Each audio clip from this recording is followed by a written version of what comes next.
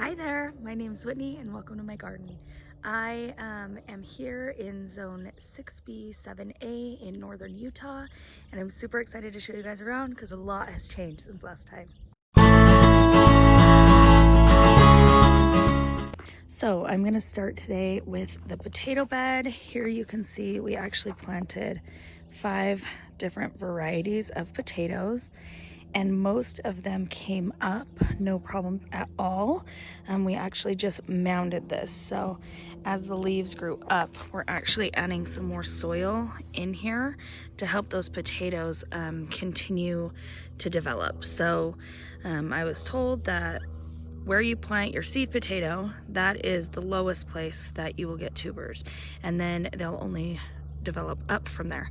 So we planted this bed intentionally really shallow so that as the greens came up for the potatoes, we could mound them and potentially increase our potato harvest. So obviously we're testing that, and I will get back to you.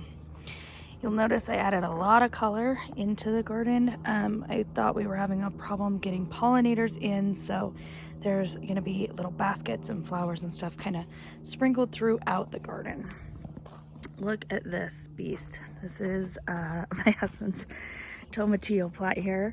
I actually took 4 cuttings off of this. I'm trying to propagate them. 1, to know if that's something I can do successfully, and 2, I have a friend and neighbor who only planted 1 tomatillo plant. So in order to get actual tomatillos on your plants, you have to have at least 2.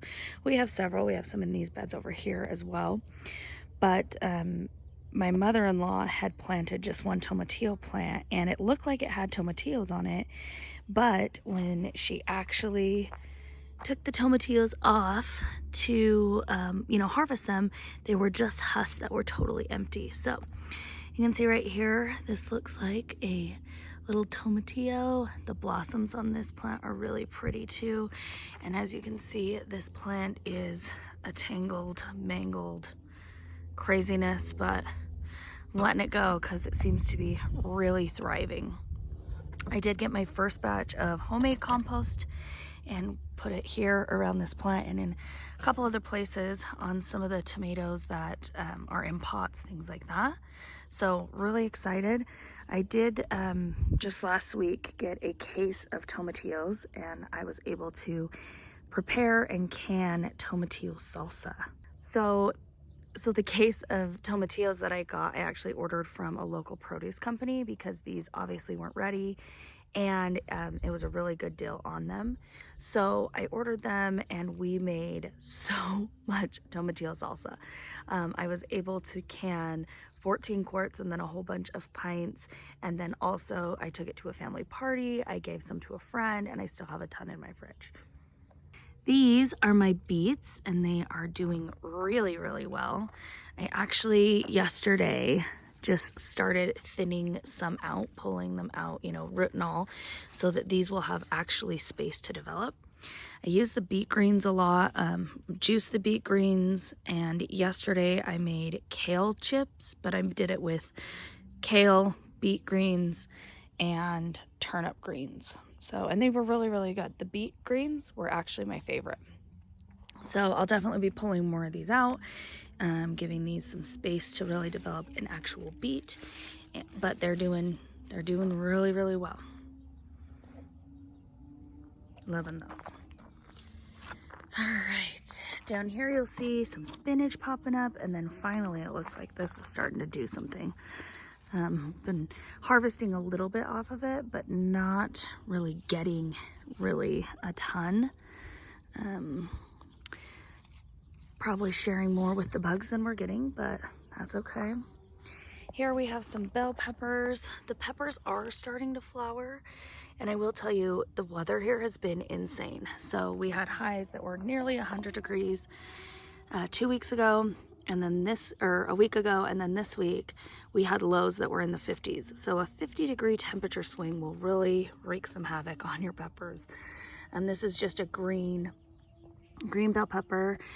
I do finally have some nasturtiums coming up, and I was super worried because they are more of a cool weather plant, and they finally just started coming up. Well, then that snap of cold weather made it so we're probably able to get a little more out of them. The past couple days have been super rainy, so I haven't been out here to take a good look, but these tomato plants are finally up to the trellis. So I've been tying them up and then pruning them a lot as well. Super excited for all these. This, if you remember, was the Tabasco plant that was just like a nub. And so I bought another one, planted it in, and this guy just like rebounded. So I'm excited. We'll have 2 of those. Here is yellow bell pepper. And then these are my turnips. As you can see, I have some bugs. Where did he go? They're kind of like crawling around, driving me crazy. So I have been coming out and actually, you know, hand squishing bugs off of the plants. I did release 1,500 ladybugs into the garden, and they didn't stay for very long. I could tell definitely that they made a huge difference, especially that's when the greens really started to take off, is right after I had the ladybugs in here. Of course they do fly away, and they did that, but they laid some eggs. So the ladybugs, it says right on the package, if they have the right environment, as soon as they come out, they will start mating and lay some eggs. And even if they fly away, you'll have little ladybug larvae, and then they'll turn into more ladybugs. Well, I didn't actually look at the picture of what they would look like or anything like that. And so I'm out here and I'm telling my husband, like, I have been smashing these weird looking earwigs all day, like 9 of them. I found 9 of them and squished them. What are they? Because he's kind of like a pest expert. Well, I show them to him and he's like, Whitney, those are ladybug larvae. So I was out here killing what I thought were bad bugs when really they were my ladybug larvae. So haven't seen any since that. Obviously, if I did, I wouldn't be smashing them, but I'm hoping that there's still a few around here. We do still have the praying mantis egg cases. We're waiting for those to hatch, and then the praying mantises won't fly away quite as quickly. So I'm looking forward to that, but I have stopped using anything else. I haven't been doing neem in here because I have been afraid that if I neem and the insects that I want to eat the neem are ingesting the neem, then when ladybugs or praying mantises are ingesting those bugs, that they'll be harmed as well. So really just keeping my fingers crossed that there are still enough ladybug larvae in here, that more will come back in, and that those praying mantises will hatch really soon. This is a purple bell pepper. Super excited for that. This right here is my kale bed, and like I said, it just kind of started producing. I did harvest quite a lot from it yesterday, so it is looking a little sparse, but the good news is it's filling in and doing well. This is some dinosaur kale, this really tiny one here, and there's also seeds for that back up in through here, just so we can kind of keep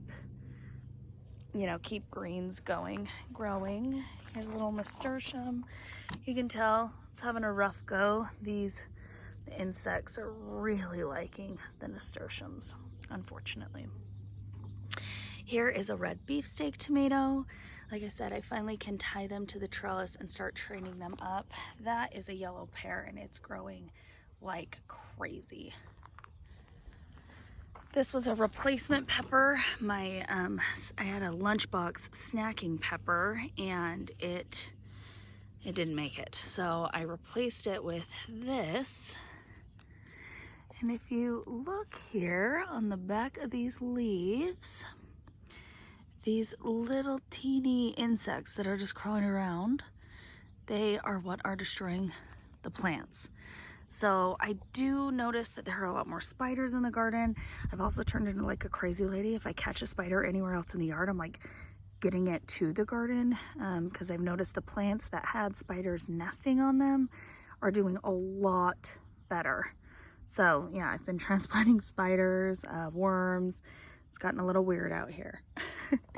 This is that poor cherry tomato that got topped, and I had just stuck it in a pot to see if it would do anything.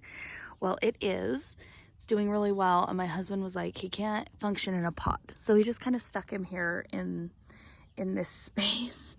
We'll see. I'm afraid that if he gets too big, he's gonna shade out some of the peppers though. This area right here, we actually just replanted.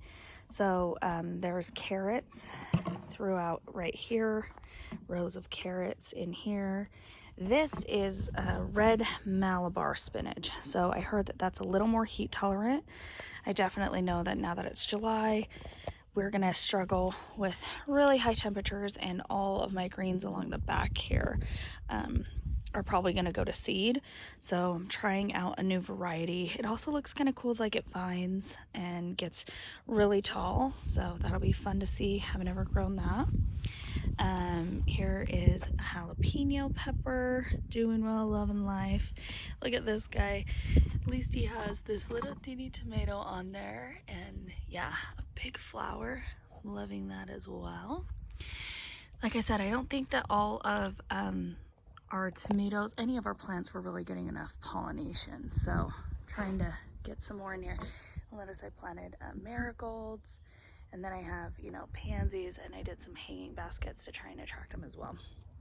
Okay, in here is watermelon radishes. So these are just little radishes that, of course, we started from seeds, so they haven't even popped up yet. But they look like a watermelon, green on the outside, red on the inside. Excited for those. This is an Ichiban eggplant. I actually got this as a transplant because mine were doing so terrible, and now you can see right here and right here, they're both doing well. Really, after the ladybugs, they just perked right up. Okay, so these are red cherry radishes, and those are your typical radishes, what people are most used to. You will notice these little bugs, and what's crazy is they turn into like this little golden beetle thing, but they're a menace. So when I water, I make sure to spray the back of every single leaf. Yeah, it's pretty time consuming. I did just harvest from here quite a few big red cherries and replanted some more for succession sowing, so we would have those. You can see these carrots. They are in various stages because some didn't germinate, so we just replanted. These right here are red carrots, and down there where we planted carrots, they're purple cosmic purple. So it'll be good to be able to harvest carrots. Let's take a look at some of the boxes. This is spaghetti squash here. They are getting a lot of blossoms. Again, they were putting on blossoms, and then the blossoms were just kind of like closing and shriveling up and dying. So added some flowers in here to really attract pollinators, but all 4 of these are spaghetti squash. And once spaghetti squash kind of get going, they will just take off. So we are going to be training them out of the beds because 4 in a 4x4 bed is kind of tight. These are green beans. You'll see some new ones popping up here. That is my 4th sowing of green beans. Those new ones popping up. The bugs just love them. They're just devouring them. And like I said, I just don't want to kill everything in here, insect wise, because I need those pollinators, and I don't know, it just makes me sad to think of ladybugs and things. Here's another nasturtium plant, and I don't know if those will even get to flower this year because if it gets hot, they just don't do well. These are green peas that I have planted. This would be definitely a bonus crop. Again, peas don't do well when it gets super hot, but there were a couple of them looking a little sickly down at the hardware store. So of course I brought them home, and then of course I threw some more seeds in here with them. So we'll see if we get anything. I'd love for them to climb the trellis. We're just not quite there yet, which is weird because it's July. Some lavender. Really excited to learn more and harvest some of that. This is chamomile, so little tea garden in these pots. Here you can see some of the peas have actually started to climb the trellis, which makes me so happy. This one here just starting to. Now this is where we had a tomatillo that didn't make it, and so I have a propagation in the house. I'm trying to propagate a cutting, but here is another tomatillo plant. Obviously we have a thing for tomatillos also around here. Here are the okra, and they love the warm weather. So when it gets hot, they just grow. It feels like a ton every day. But again, their tender little leaves are tasty to the bugs as well. All right, so also in this bed, this is a serrano pepper. Obviously, we have a lot of pepper plants. Here are some more nasturtiums. I hope that we at least get them to flower because I had never planted them before, saw them on another YouTuber's channel, loved them. And so I have them here. I have them, these are some Ford Hook nasturtiums in this basket. And in this basket over here are Alaskan. They have variegated leaves, and I just thought they were gorgeous. Here you can see the cilantro. So we've had this weird weather where it's too cold to germinate seeds to keep this pot full and growing so that I can dry some of this. But it's so hot sometimes that it's causing it to go to seed. So I have had to cut this back and try to keep it going till we can get some normal weather. These are cucumbers. So these are Boston pickling cucumbers here along this. They will grow onto this trellis right here and go up over the arch. And I have a big boy tomato. Again, my husband calls them my rescues. They were just looking really sad at the store, so I brought them home with me. This one is a super sweet 100. He was just so straggly and kind of just laying there all tipped over. Got him potted up in some good soil. This is a Nutrimulch, so it's actually mulch that's created on a turkey farm. So high in nitrogen, and all the tomatoes I've put in there seem to be really loving it. My rosemary doing awesome here. That is another tomato plant you can see. And then these are Boston pickling cucumbers as well, and they'll go up this trellis to meet the other ones. So you can see this one over here. It's like a overachiever, actually an achiever, because nothing in the garden's really overachieving right now. But trying to get them on the trellis and on their way up. So excited. I can't wait till these are full. I told my husband, I'm like, you'll just find me. I'll be sitting in a chair out here. This is a hanging basket, another rescue. It was really dead. I brought it home, put it in some new soil, and pruned it up. You'll notice there are tons of new flowers ready to start. That happens when you prune it. It looks a little sparse for a couple of weeks, but after about 2 weeks, it'll really perk back up. This marigold is doing awesome. This bed, actually, when we put it in, it is pretty much really good topsoil, steer manure, and mulch. So this bed, as you can see, is really doing well. So this right here is actually a pink brandywine. I've never grown pink brandywine, but the thought of it just made me super happy. So you can see, doing really well, getting some flowers going on. And then this over here, this was my first tomato on its a lemon boy, and that plant is doing well also. You will notice things are looking a little sad because, like I said yesterday when I came out here, it was 50 degrees. 50 degrees. Peppers and tomatoes aren't loving that for sure. So this is another nasturtium. Got really big, getting eaten by bugs. Not my fave. You'll see these are carrots. So there are carrots all along this bed and all along this other side of these tomatoes. Kind of anywhere kids could stick carrots, they stuck them. And they actually are doing really well in this bed. So I'm going to leave them. I'm going to let them go. You can see they're in the middle of my cucumbers. But right now, carrots are definitely outgrowing. You'll see some of this white on the leaves. I was treating them with neem, and obviously this leaf just got totally covered, way too heavy. So these are pickle bush cucumbers, so they aren't necessarily going to vine anyway up the trellis. I'm hoping that I can get them to, but that's not really what they do. Here are some chives. I had some starts from a neighbor, and also this is kind of a little, I guess a start that I bought, and then all these around the side that you can see here are ones that I started from seed, just to kind of show you the difference. So this is a 3-year-old transplant from a neighbor. This is a transplant from this year, just purchased at the store. And then these are the seeds.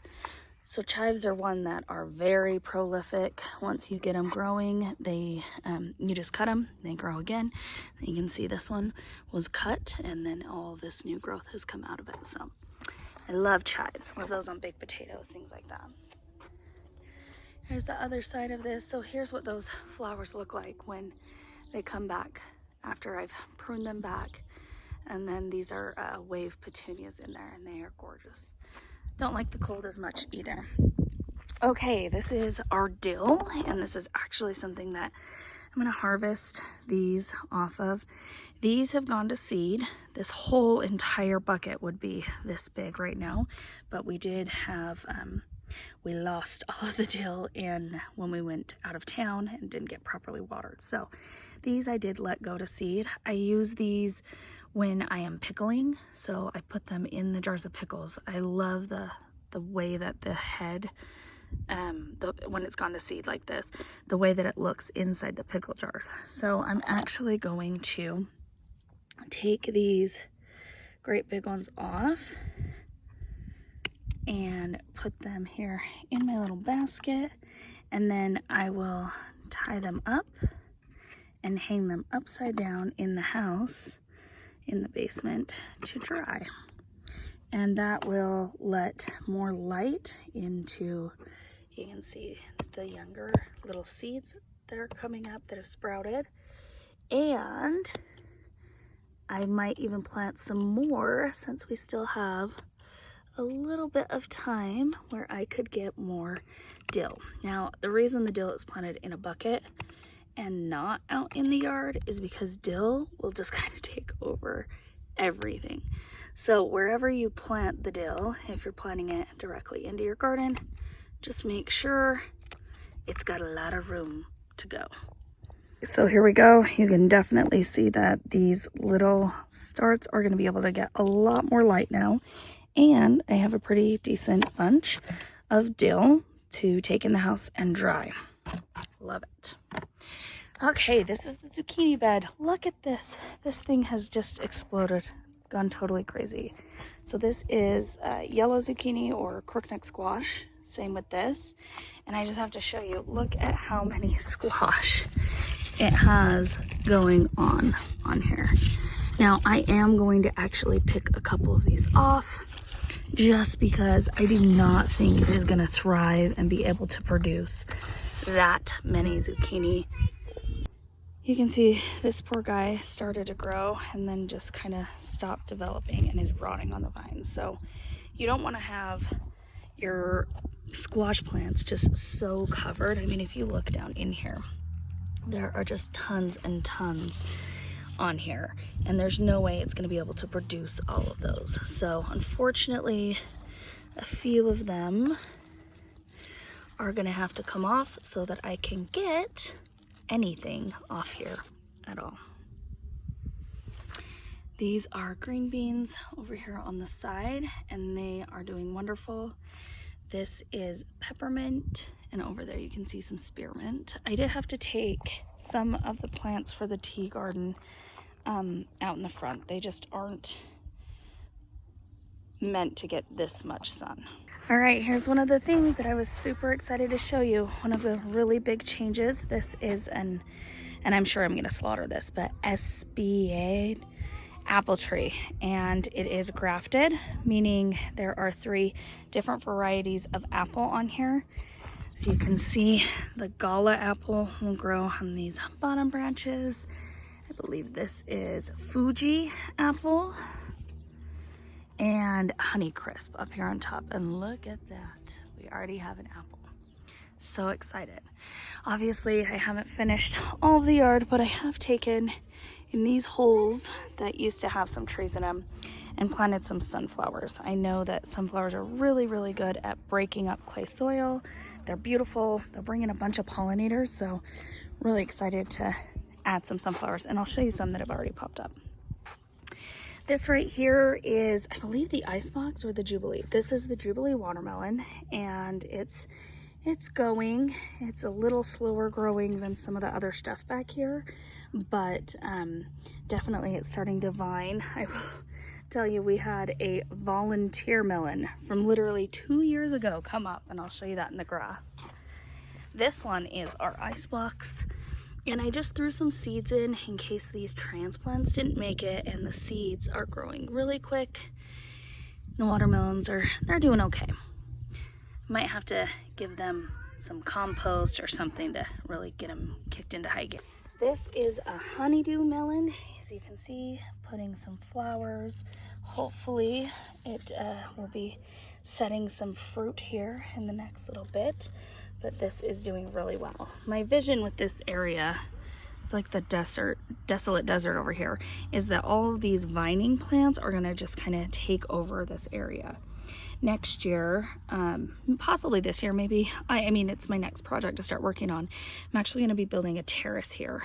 And so 10 feet out from the fence line, there'll be a terrace, and we'll put a couple more trees, fruit trees up here.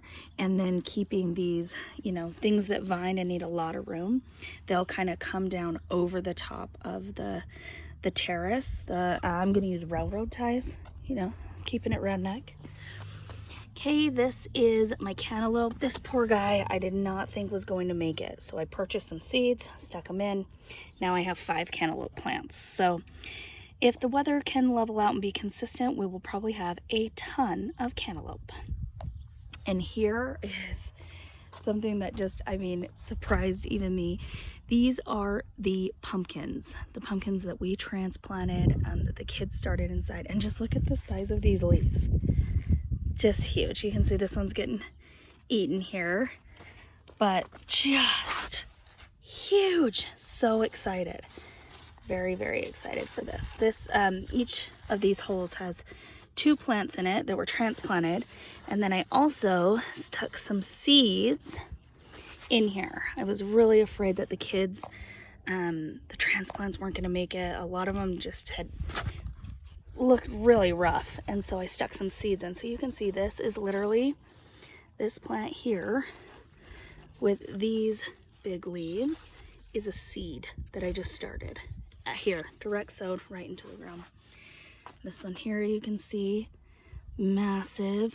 They do, you know, it's always windy here, so I do need to come spray them off so they can get enough sun.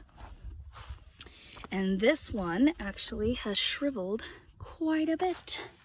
Probably didn't like that cold, but it's doing well considering. So you can see this is probably the one that was transplanted. And then these, oh, this one was transplanted for sure. This is what they all look like. They had this like weird lopped over stem that, or, you know, it was stem, but tried to be a root. I don't know. But these would be from seed then. And I'm going to make sure these get a really good soak today. They've had rain, but not enough, I think, to be consistent. Planted sunflowers in here. Down here a little ways. Like I said, all this is the next project to get cleaned up. More sunflowers here. I need to pull these bunches of grass out, and then I want a nice straight border to keep everything kind of contained and outlined. So railroad ties all throughout here. But you can see it finally starts to look a little green, and look at the grass. Look at that, we just started that from seed. It's lush, needs to be mowed. And it's been so nice to keep, you know, just dirt from blowing and other weeds from growing in. This will be the second time we mow it today, and after that we can start to work on getting rid of some of these weeds. This beauty right here is a Bing cherry tree. Bing cherries are my absolute favorite fruit. So every year when they come in to season, I don't care how much they cost. They were like $6.99 a pound this year, crazy. But I buy them and they don't even make it through the day. My girls love them too. And then this stick, oh, here's these sunflowers that have actually started to sprout, and these are autumn burst. So they are all different colors of sunflowers that will grow here and just be great attractor for pollinators and things like that. Okay, now back to this guy. This one is a grafted tree. So it actually has 3 different types of cherries. I know I've talked about this before, but it just, I don't know, I'm so excited for it. So Stella, Black Tartarian, and McMortency. But it's doing well. Looks to be liking this new area. It did suffer some leaf loss when it was in transport. You can definitely see there's been a lot of huge changes getting these trees in. I am like a sucker for the store. This is another tree. This is a peach tree, early Alberta. When we started talking about trees, the ones that I wanted the most were 2 Alberta peach trees, and I found this at Home Depot. It was absolutely covered in thrips, and so I brought it home. I kept it kind of like quarantined, sprayed it down with neem oil, and now it's time for it to get into its forever home here. I'm so excited. I brought this home in my SUV. They were like, I said, can I pay for it and leave it here? And my husband will come pick it up, and they were like, oh, we can't do that. And it was the only one there. I'd been searching for peach trees for so long. I was like, screw it, I'll figure it out. So this is, I don't know, it makes me happy. See, got some pollinator action going on, but yeah, really excited about that. And now I actually got a fiddly fig that I'm supposed to go pick up today, and the only way I can transport it is in my car. I'm like, if I can put a peach tree in there, I can put a fig tree in there. Did well, got a lot of blossoms, but once it starts to form fruit, so let's see, let's find this here, like this, then they're just falling off. So if anybody knows what to do about that, let me know. It does have, I did use citrus fertilizer on it just recently. It does have a lot of new growth. If you look here, this entire like stem is new growth since just since the past couple of weeks. So I know it's getting a lot of growth, but I also hope that it's not getting too much insect damage. It's definitely getting enough sun. So any recommendations anybody has? We also got rid of all the junk. I'm so excited. So our plan is to put a little greenhouse here in this alcove. Obviously it's got some shade right now. However, once we get past noon, it's got so much sun the whole rest of the day. So it'd be a really good spot for that. So really excited to have that. See, these are bags of mulch for the garden, and also some rock for under my peach tree so that it can really thrive. Here in the lettuce garden, the lettuce is going. It's having a rough go because it's hot then it's cold, and so it can't decide what it wants to do. But I harvested everything that was here and replanted. You can see we got one little guy coming up. So that's what I typically do, is I'll harvest this and then reseed all year long. And because I can shade it, because it's next to this railing, it does pretty well.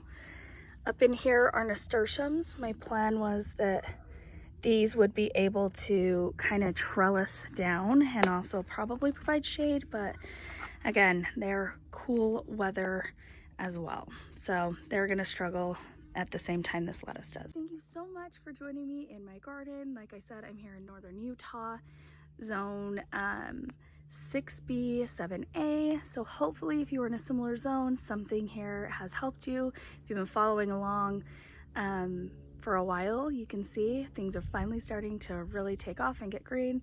We've harvested radishes, lots of greens, and I can't wait to pick that first tomato. So until next time, see ya.